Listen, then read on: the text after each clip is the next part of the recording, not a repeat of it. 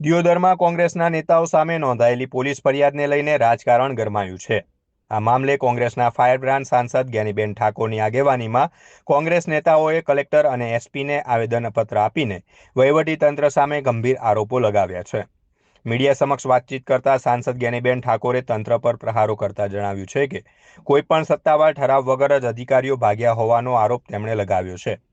વધુમાં તેમણે આક્ષેપ કર્યો છે કે કોંગ્રેસના નેતાઓ પર ખોટી કલમો લગાવીને તેમને ડરાવવાનો અને દબાવવાનો પ્રયાસ કરવામાં આવી રહ્યો છે. જ્ઞાનીબેને ખુલાસો કર્યો કે કોંગ્રેસ નેતાઓ સામે ભારતીય ન્યાય સંહિતા BNSની કલમ 109 હેઠળ ગુનો નોંધવામાં આવ્યો છે, જે તદ્દન ખોટો છે. ચૂંટણીના માહોલ વચ્ચે કોંગ્રેસે આ મામલે કલેક્ટર સમક્ષ દિયોદરમાં નિષ્પક્ષ ચૂંટણી માટે તાત્કાલિક નવા અધિકારીની નિમણૂક કરવાની માંગ કરી છે. એટલું જ નહીં, જ્ઞાનીબેન ઠાકોરે સ્પષ્ટ ચીમકી આપી છે કે જો આ મામલે કોંગ્રેસના નેતાઓને ન્યાય નહીં મળે તો તેઓ આ લડાઈને હાઈકોર્ટ સુધી લઈ જશે. દિયોદરમાં અધિકારીઓ અને કોંગ્રેસ વચ્ચેના આ ગજગ્રાહ વિશે તમારું શું માનવું છે? કમેન્ટમાં જરૂર જણાવો. 25મી તારીખે જિલ્લા અને તાલુકા પંચાયતની ચૂંટણી એટલે ખાસ કરીને દિયોદર તાલુકા પંચાયતના પ્રમુખ અને ઉપપ્રમુખની ચૂંટણી યોજાવાની હતી. ચૂંટણી અધિકારી તરીકે પ્રાંત અધિકારી હતા. 10 ભારતીય જનતા પાર્ટીના સભ્યો છે અને 12 કોંગ્રેસના છે. કોઈ પણ કારણ વગર એમણે ચૂંટણી મુલતવી રાખી. કાયદો અને વ્યવસ્થા બરાબર જળવાતું નથી એ બહાના હેઠળ કરીને એમણે ચૂંટણી મુલતવી રાખી. હવે એમના શાસનની અંદર કાયદો અને વ્યવસ્થા ના જળવાય એ શાસક પક્ષનો પ્રશ્ન છે, એમાં વિપક્ષનો કે કોઈ તાલુકા પંચાયતના ચૂંટાયેલા સભ્યોનો નથી. છતાં પણ એમને તાલુકા પંચાયત કોંગ્રેસની ન બને એના માટે કરીને આ પ્રયત્નો કર્યા. એમાં વહીવટીતંત્ર પૂરેપૂરું સામેલ, સરકારના જે કંઈ એમને આદેશ આપવાવાળા લોકો હોય. પણ આજે અમે કલેક્ટર સાહેબને મળ્યા છીએ,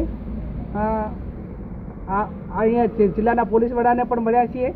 આવતીકાલે ચૂંટણી એ ન્યાય રીતે ચૂંટણી થાય, તાલુકા પંચાયતના સભ્યોને પૂરું પ્રોટેક્શન મળે અને ચૂંટણી અધિકારી તટસ્થ રીતે ચૂંટણી કરે એ માટેની વાત પણ અમે કલેક્ટરશ્રીને આવતીકાલ માટે કરીને વાત કરી છે. અમારા જે 10 કાર્યકરો ઉપર ખોટી રીતે 307 દાખલ કરી છે. ગઈકાલે જે ડીવાયએસપી અને ત્યાંના જે પોલીસ અધિકારીઓ હતા એમને અમને વિનંતી કરી કે બેન અમને પાર્ટી તરફથી તમારા તરફથી સહયોગ આપો અને અહીંયા તાલુકા પંચાયતમાં ન બેસો અને 27 તારીખે તમે બધા સભ્યોને લઈને આવો.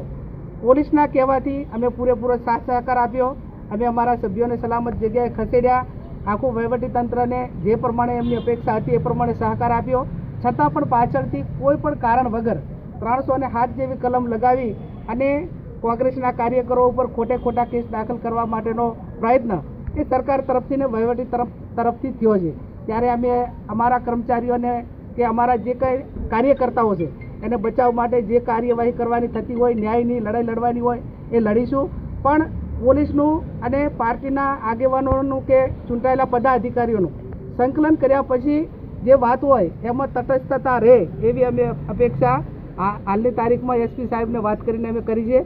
આવનાર સમયની અંદર ગમે એ સરકાર ગમે એટલા આ રીતે હેરાન કરીને તાલુકા પંચાયત તોડવા માટેનું કે કોંગ્રેસના કાર્યકરોને હેરાન કરવાનો પ્રયત્ન કરે તો એ વ્યાજબી નથી. અમે અમારા કાર્યકરોને બચાવ માટે જે રીતે ન્યાયની લડાઈ લડવી પડે તો લડીશું અને ન્યાયની લડાઈ લડવાની સાથે સાથે એ નહીં સમજે તો પછી એમને ગઈકાલની જે ઘટના ઉપરથી બધા અધિકારીઓએ શીખ લેવાની જરૂર છે કે હવે પરાકાષ્ઠે લોકોનો ગુસ્સો છે.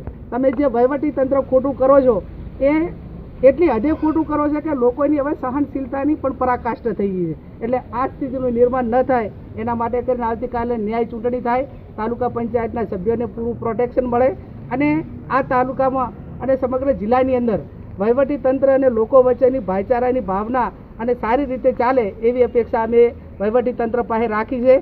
એમાં જે સહયોગ આપવાનો થતો હોય અમે આપીશું. પણ કોઈ પણ જબરજસ્તીપૂર્વક હેરાન કરવાનો પ્રયત્ન કરશે તો અમે પણ અમારા કાર્યકર્તાઓ માટે જે કંઈ કરવાનું થતું હશે કરશું. કલેક્ટર સાહેબે શું રજૂઆત કરી?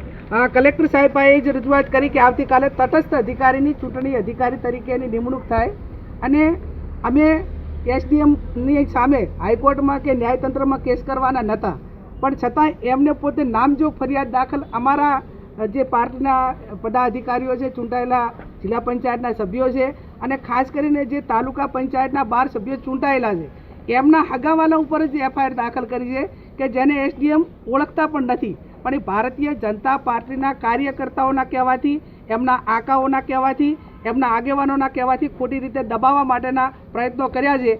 એટલે એ વાત હું માનું ત્યાં સુધી એ ન્યાયતંત્રની લડાઈ તો લડશું, પણ પોલીસે પણ હું માનું ત્યાં સુધી સરકારના દબાણમાં આવી અને ખોટી 300 ને હાથ, ઘણી વખત અમે 300 હાથ દાખલ કરવા માટે માણસ પથારી વસ હોય તો પણ પોલીસ દાખલ નથી કરતી, અને કોઈ ખાલી એક ઝપાઝપીમાં એ પણ કોઈ કારણ વગરમાં, અને એમાં 300 હાથ 10 માટે દાખલ થાય તો એ પોલીસે પણ હું માનું ત્યાં સુધી તટસ્થતાથી કામ નથી કર્યું એવું અમને લાગે છે. આ બાબતમાં હાઈકોર્ટમાં દાખલ કરવું પડે તો કરશું, એસડીએમના વિરુદ્ધમાં જે કંઈ કરવું પડે એ કરશું, અને ન્યાયની લડાઈ અમે લડીશું.